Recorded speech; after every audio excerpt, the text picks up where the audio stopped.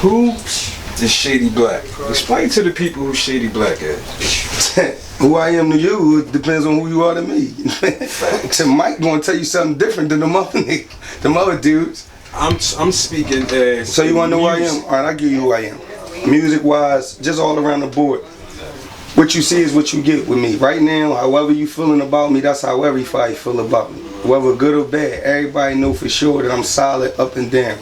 I make my music, I'm not just a rapper. We got a lot of things going on with this art thing, just period. If you really take a step back and you look at what I got going on, it's been creativity for a minute. Y'all just really catching on to it. So you look back and you look when I opened up Trendsetta's Clothing. I did that by myself. I did that independently. That was by myself. All the designs, all the clothing designs, all the sorts and the materials, running all over the country, this fashion show, this trade show. I did all that by myself. You had a couple whole neighborhoods whamming off the tree. Yeah, man. Yeah. Everybody supported me, man. Everybody supported. It was. That's my last name. So to see people walking down the street, just like in the city where Trendsetters was, birthed at, York, PA. To see white boys riding down the street with skateboards on, like with Trendsetter shirts on, is just bugging me. Like just blowing, like I'm just riding by. I be wanting to pull up on them and just like, yo, thank you. Right. You know what I mean? It just blow my mind. And then not just them, my neighborhood too. Everywhere where you go in my neighborhood, you gonna look up, you gonna see a Trendsetter or a Risk Taker shirt. If it ain't that, it's a Trap Street shirt. Alright, listen. Somebody was living under a rock, right? And they wasn't familiar with Shady Black. Or the Trendsetter, the Risk Taker movement. You want me to get to this animal thing? I want to know. I get to you. I just want to know, what's a song, an album, a mixtape, or anything that you would let them hear? My first introduction to the Philadelphia public music scene, like publicly, was with Young Chris, and that was through. We went to the Come Up. We did a song. I came home from. No, before I went to jail that time. That was the time, because Chris had me twice. Twice we sent music up there, and we did that. But that first particular time, the song I would let everybody hear is the one they know. Shady Black on the Run, I got the district on the manhunt. That's what everybody say, right? That was my first time. I went off. Me and Chris recorded that in Baseline. It was crazy because Jay was recording. He got done that song, Excuse Me, Miss. And Pharrell was doing something too long on it. He made him take it off. When he was done, me and Chris went right in the booth behind that. Chris went in, boom. I was sitting out there, Mazer. Mazer was there, rest in peace, Mazer. Peace, Mazer. Mazer was there, and I was kind of nodding off, and Chris was in there saying, come in. But I didn't know he was saying that because I wasn't paying attention. Mazer like, go on, scrap.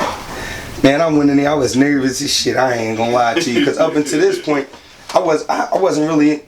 I never really recorded in a professional studio. At this point, we still going like, I recorded in one, but I didn't get the time that I needed. But at this point, we still recording off 2 stereos. Oh man. Yeah, that's how it was. Me, P. Bozak, PR, Underage Gangsters. Do that, right? Yeah, so I did that song with Chris, and it came out, and that was my first introduction to people appreciate me for my talent. I never stopped rapping since then, except publicly. In my head, I always wrote music and things like that. But for 7 years, I just stopped. I went to jail. My brother is LA, and he was murdered in 2002. And right after that, shortly after that, a couple months later, I went to jail. I didn't come home again for 7.5 years. During those 7.5 years, close to 7 of those years, I stopped rapping. Probably like 6, I stopped rapping because I felt like I was in jail, and who wants to keep running around the yard rapping, right? About things that you're not gonna see for the rest of your life, or you don't know if you're gonna get out. I was a kid. I was 16 years old when I went to jail, so you don't know if you're gonna get out. Nobody wants to run around rapping. I came home. I knew one thing for sure, 2 things for certain when I came home was I didn't want to go back to jail, and I didn't want to get killed. So what I did was I put myself in a position to win against all peer pressure. Everybody would think I would go back to my block, go back to my neighborhood, because they got open arms for me. Even then, everybody would think I would go back to that. Nah, I busted Huey. I hit McDonald's down 30th Street Station, and I went to school full-time across the street. Medical assistant, because I knew I had to stay out the way. Right. I'm just coming home after all being gone all these years. I wasn't letting nobody push me in traffic like that. Even the concrete felt different. The sunshine different. People look different. People look sick to me. They look great when I came home from jail. I'm like, I don't know what's going on with these people. Was y'all doing the time Yeah, with me? yeah, like, who was in prison here? But, working these various jobs, and I worked many, too many for me to, get into. It gave me a chance to really get back in tune with being a cultured person, like my mother and my father, and my family raised me to be, despite where I'm from. Mike the same way. Me and Mike have different conversations. We have conversations about various different topics. You just pull these joints out the sky sometimes 4 in the morning. But I came home. I was trying to stay away from that rap thing. The first person that pulled me back into the rap was Poppy Buford. And I had my little run with him. It didn't work out. I get emotional about this rap stuff because I don't like the politics of it. Right. If you say something, you said it. Facts. I don't want no picture with you if you gotta play a politics game. It's nothing personal. It's personal after we take that picture. Cause I'm gonna defend your honor when you walk off. So if you ain't gonna do the same thing with me, just go ahead, just get out of here. Right. You know what I mean? Fake love, no. But Pop had took me to the studio, and I was doing my thing. Things didn't go right with that particular situation. It was all love, but the business wasn't there. I ended up walking away from the rap stuff again, getting back into the streets. Like 30 days later, I went back to jail for 27 months. So I go back to jail, I fight my case, I plead guilty, take the probation, take the parole hit. The time I set went to my parole hit. I come out on probation, I don't got no time no more, right? I walk what I need to walk off. Everybody's still looking at me like, I've been walked it off. I walked it off in silence. You wanna know why? Because now I can get to this money. Right. Now I can get to this music. Now I get to moving around. I need to move around because I do move around. I'm probably one of the I see everybody that fly in Philly. We all go through all the international airports. We all see each other, straight flights, layovers. It don't matter. The only people I don't see is the people on a private jet. I'll be there too. I'll be there soon too. But the person that I am, who I want to tell the people is just go listen to my music. I gave it to you right there. Right. Anything I say out my mouth, that's it come from my heart. I don't even a joke. And there's no malice in it, unless it needs to be malice in it. Words carry their intended meanings, But it's a grind right now because in our city, unfairly, but it's good, still sharp and still. Our competition's got machines behind it. Definitely. And I can't come with no woozy nothing. Everything gotta be right. And I noticed that when I wasn't getting the reception that I needed to get in the beginning when Leak Moss brought me back out, because I went back in after I came back. And Moss came after my grand opening of my store. He came there and he called me afterwards. We kept up with each other, my childhood friend. We kept up with each other afterwards. And he called me one day, I was downstairs, and we had a conversation about 5 hours. And he started that conversation off with remembering all these old raps that he told me. He said, man, I always thought our other homie was hot. And then you bust out of nowhere like that, made me think about rap different. Mm-hmm. So when he started running these things, I'm like, damn, Moss, that's my guy. I haven't seen Moss in years, we've been locked up. So I'm like, I'm gonna slide up. End up sliding up, we do the Go Ahead freestyle. Okay. I'm from an era where we never needed shooters around us. That was me coming back after all them years. I ain't worrying about it. I ain't even tip. How many years was the takeoff? How many years you fell back? At that point, because I never released nothing with popping them, I was still rapping. Nothing never got released though. For 7 years at that point. 7 years? Yeah, for 7 years. 7. Well, shout out Leak Moss. Yeah, it's just shout out Leak Moss. So I come back, man, Moss come back. I say, Moss, and I'm like, how do we know if they take it? He like, man, just drop it. And we ain't gonna promote it. And if the people take it, they gonna take it. So it did. I think it did like 13,000. I was hit. I was hurt. I ain't gonna lie. I was hurt. It did like 13,000 like the first couple days. I was hit. I ain't know no better. Mars come. I'm telling Mars like, yeah, man, just fuck that shit. That's why. Excuse my language. Just nix all that nonsense, you know. Excuse me. But I take it. Just tell him to send me the file. I cover it. I got it. Just tell him to send it to me. But we let it go, and Mars like, bro, you crazy?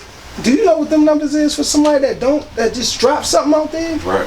And then it got to the point where I ain't gonna lie, I'm so competitive, I was complexed up.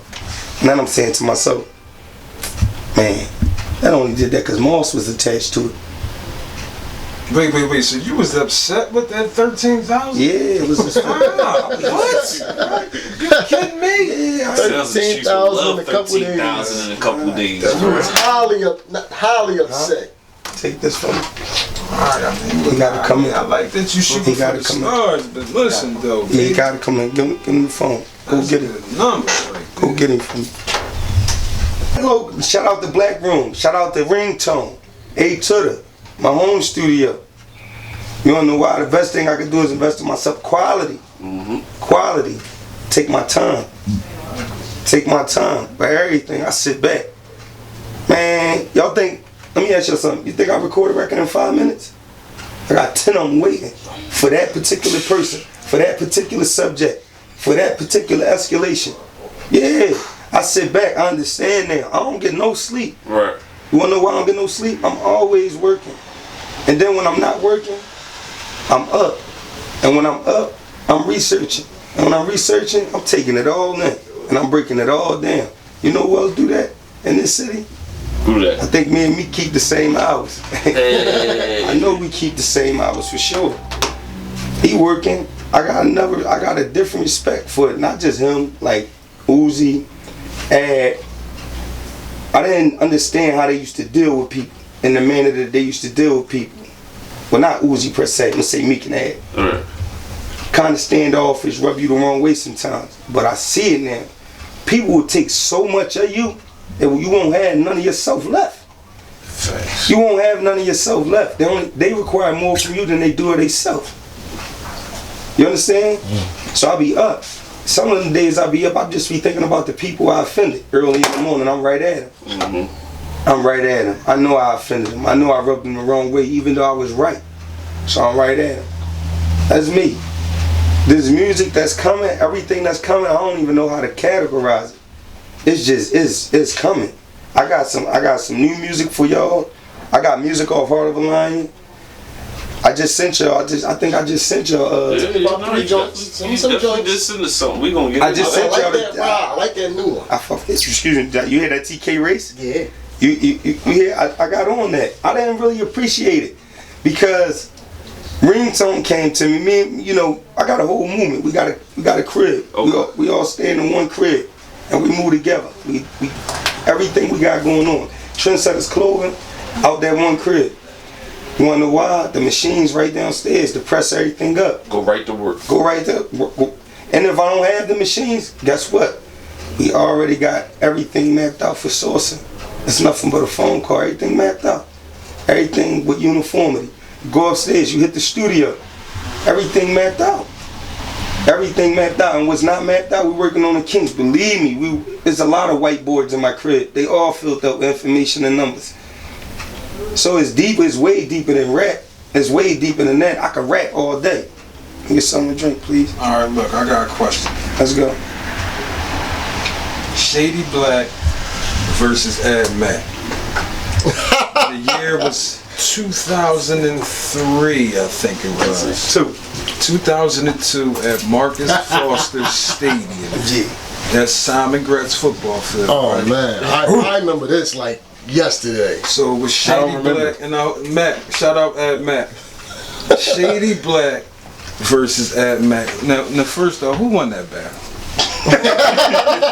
Shout out Ad Mac. Shout out Ad Mac. We already said that, Shady, but the question I asked you Who won the I bet? smoked Ad Mac. Ad Mac, no, I smoked him. I smoked Ad Mac. Hey, but Ad Mac, I ain't gonna lie, he came for me. I be chilling. I was chilling. I was up there. I remember that football game like it was yesterday because they was on me. I remember I had the district on a manhunt. They was all over me. Ad Mac came for me. At this particular time, everybody was coming for me, but I was sending everybody backpack. I ain't gonna lie. Every little lunchroom, every little juvenile placement, little corners, dudes, I'm traveling. I remember. There's no lie. Tiffy will tell you. Ye will tell you. You know how I met Superstar Ye down South Philly? This all way back then, all them years ago, when we was kids. Go down there, sit down there.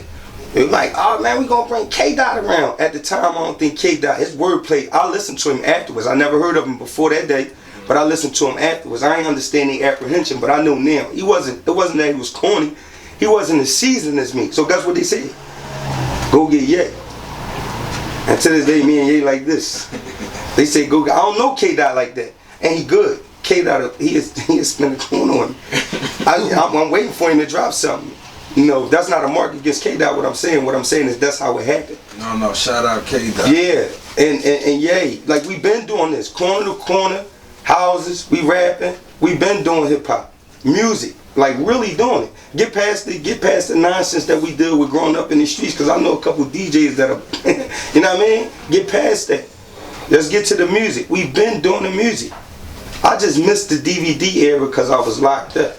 Oh my Man, God. that was the era for this city. But listen, man.